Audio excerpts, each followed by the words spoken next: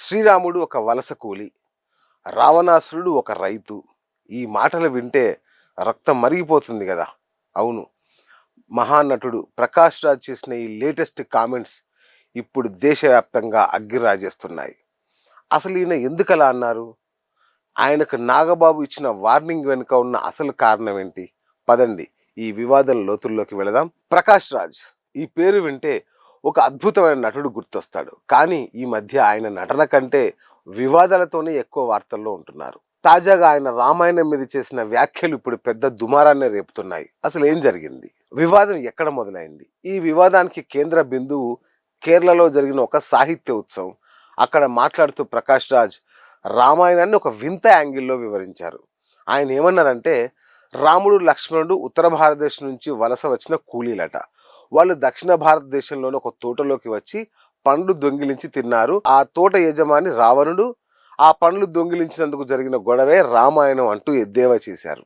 ఇక్కడితో ఆగలేదు. ఆయన ఇంకా వింతగా మాట్లాడుతూ, పండ్లు తిన్నందుకు రావణుడు బిల్లు వేస్తే రాముడు జీఎస్టీతో కలిపి 2000 రూపాయలు అవుతుందని చెప్పాడు. డబ్బులు లేక గొడవ మొదలై యుద్ధం వరకు వెళ్ళింది అని వేలాకోళం చేశారు. ఏంటిది?